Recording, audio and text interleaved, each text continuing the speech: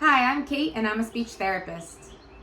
Activities that are seasonal, as long as they're interesting and physically accessible, do them. The trouble with seasonal activities is that they're unstructured and typically very complex. Thinking and brainstorming myself, what are some summer activities? My brain thinks swimming, hiking, different sports, volleyball. These are all very complex tasks that can't be broken down into tiny steps. Or if they are, they're so tiny that they're boring. For example, I always think gardening. Gardening, everyone loves it, especially older people, right? It's a task you can break down into small steps. First, hold the shovel. Next, put it in, scoop the dirt, take it out, dump it in. You're gonna need to break it down that small, and it kind of becomes less interesting. On top of that, you're coping with the sensory sensations in addition to following all these directions. It's a lot to balance with these unstructured activities. Any activity is fine as long as that person's interested with it, they're physically capable of doing it, and as long as it can be broken down into tiny steps. A lot of summer activities are unstructured, they're hard to break down into small steps, and when you do, they're not interesting or fun anymore.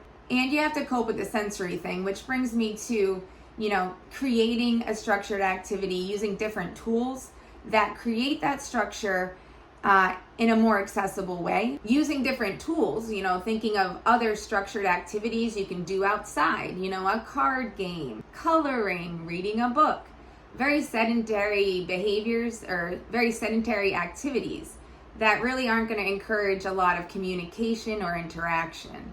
I recommend using memory lane games because it creates that structure that you can apply in an outdoor setting.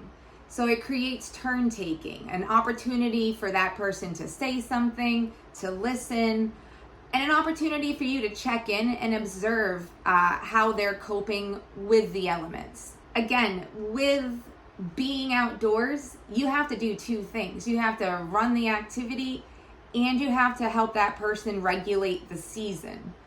So it's a complicated thing. Keep it simple. Pick a structured task that's easy and engaging. I love using memory lane games. It's easier to balance because it creates that turn taking, that creates that opportunity to say, hey, how you feeling? Want to go in? It creates a time limit. Each game is a certain amount of minutes based on, your partner. And it gives opportunities to stop and to exit. So, I'm getting hot. You ready to go?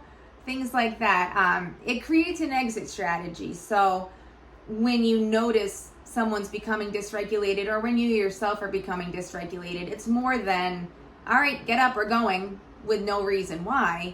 It's, the game's over, that's time to go. It makes a little more sense, like innately.